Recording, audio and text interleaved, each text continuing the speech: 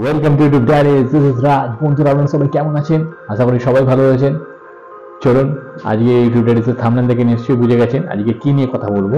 হ্যাঁ, আজকে সেরকম যেরকম প্রোডাক্ট আপনারা আনবক্সিং দেখেন সেরকম ঠিক নয়। আজকে একটা সমস্যার কথা বলবো প্রথমে, তারপরে তার সলিউশন আমি কীভাবে করলাম সেটাও আমি আপনাদের জানাবো। এবং এটা এমন একটা সমস্যা যেটা অনেকেরই হয়তো হয়েছে, তারা সলভও হয়তো করে নিয়েছেন, বা যারা যারা এখনও করে উঠতে পারেননি তারা এই ভিডিওটা দেখুন, আশা করি আপনাদের কাজে লাগবে। চলুন প্রথমে আমার সমস্যার কথা জানাই। আপনারা নিশ্চয়ই সমস্যাটা বললে এখনই আপনারা বুঝতে পেরে যাবেন। আমার বাড়িতে 4 হুইলার রয়েছে এবং 4 হুইলারে আমি ফাস্ট্যাগ ইউজ করছিলাম। সেই ফাস্ট্যাগ, হ্যাঁ আপনারা ঠিকই বুঝতে পেরেছেন, ফাস্ট্যাগটা ছিল পেটিএম পেমেন্ট ব্যাংকের তরফ থেকে। ভালো ইউজ করছিলাম পেটিএমের তরফ থেকে, কোনো আমার এখনো অবধি কোনো রকম ইস্যু হয়নি। সুন্দরভাবে টোল ট্যাক্স ডিডাক্ট হয়ে যেত এবং মেসেজ চলে আসতো, কোনো প্রবলেম ছিল। সাম্প্রতিক আপনারা খবরটা নিশ্চয়ই পেয়েছেন, আরবিআই তরফ থেকে পেটিএম পেমেন্ট ব্যাংকের যে লাইসেন্সটা ক্যান্সেল করে দেওয়া হয়েছে বা রেস্ট্রিকশন করে দেওয়া হয়েছে 29শে ফেব্রুয়ারির পর থেকে। আপনারা নিশ্চয়ই জানেন, আপনারা ডিপোজিট করতে পারবেন না, ওয়ালেটে ব্যালেন্স রাখতে পারবেন না, এরকম নিউজ আমি পেয়েছি বা আপনারাও জানেন। তা সেই জন্য আমার পেটিএম পেমেন্টস ব্যাংকে কোনো অ্যাকাউন্ট ছিল না, কিন্তু আমার ফাস্ট্যাগ, আমার একটাই প্রবলেম রয়েছে, যেটা হচ্ছে ফাস্ট্যাগ আমি ইউজ করছিলাম পেটিএম পেমেন্টস ব্যাংক। আমার যদি পেটিএম পেমেন্টস ব্যাংকে যদি আমি ওয়ালেটে আমি ব্যালেন্সই না রাখতে পারবো 29শে ফেব্রুয়ারির পরে, তাহলে আমি আমার ফাস্ট্যাগ আমি ইউজ করবো কি করে, তাই না? সুতরাং আমাকে চিন্তা ভাবনা শুরু করতে বললো কি করা যায়। কি করতে হলো, পেটিএম পেমেন্টস ব্যাংকে যেহেতু আমি ফাস্ট্যাগ আছে সেটা তো আমি ইউজ করতে পারবো না 29শে ফেব্রুয়ারির পর থেকে, সুতরাং আমাকে অন্য ব্যাংকে অ্যাপ্লাই করতেই হলো। তা আমার ছিল ফোনপে, আরেকটা আমি ফোনপে পেমেন্টের ব্যবস্থা ছিল। তা ফোনপে পেমেন্টের থ্রু দিয়ে দেখলাম ফোনপে পেমেন্টে আমার বাই ফাস্ট্যাগ অপশন রয়েছে। তো বাই ফাস্ট্যাগ, ওখান থেকে ফাস্ট্যাগ আমি বাই করার জন্য ওখানে আমি দেখলাম আইসিআইসিআই ব্যাংকের সঙ্গে ওদের টাই আপ রয়েছে। তা আমি আইসিআইসিআই ওখান থেকেই আমি আমার প্যান কার্ড নাম্বার, আমি ওগুলো দিয়ে প্যান কার্ড নাম্বার, আধার কার্ড নাম্বার ওগুলো দিয়ে আমি ওখান থেকে অনলাইন অ্যাপ্লাই করে দিলাম। আপনারা খুব সহজেই করতে পারবেন। ফোনপেতে গেলে আপনারা বাই ফাস্ট্যাগ অপশানে ক্লিক করলেই দেখবেন ওখানে আপনার নাম, আধার কার্ড, ডেট অফ বার্থ পুরো ফিল আপ করে দেবেন, অ্যাড্রেস ফিল আপ করে দিয়ে, আপনার যদি ফোনপে অ্যাকাউন্ট থাকে আপনার অ্যাড্রেস তো বাই ডিফল্ট নিয়ে নেবে, যদি না থাকে আপনার অ্যাড্রেস ফিল আপ করে দিলেন, ফিল আপ করে দিয়ে ওখান থেকে অনলাইনে অর্ডার দিয়ে দিলে 5 থেকে 7 দিনের মধ্যে আপনার বাড়িতে ফাস্ট্যাগ পৌঁছে যাবে।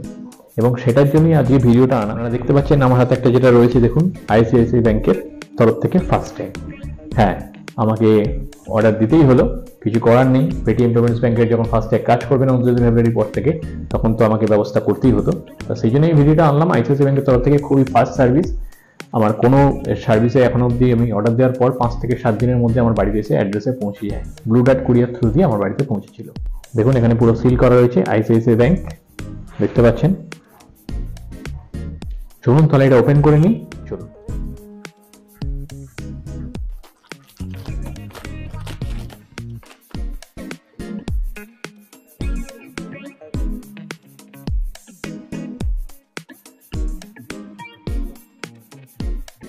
ডুজ অ্যান্ড ডোন্টস এর একটা দেওয়া রয়েছে, দেখুন।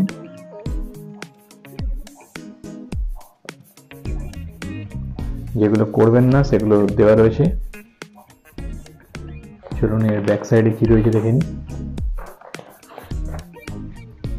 এখানে কমপ্লেনের ডিসপিউটের ক্ষেত্রে দিয়ে দিয়েছে। ফাস্ট্যাগ পোর্টালে আপনারা কমপ্লেন জানাতে পারেন কোনো রকম প্রবলেম হলে।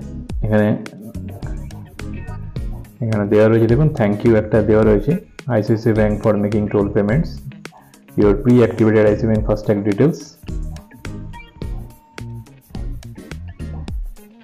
সব প্রপার দেওয়া রয়েছে।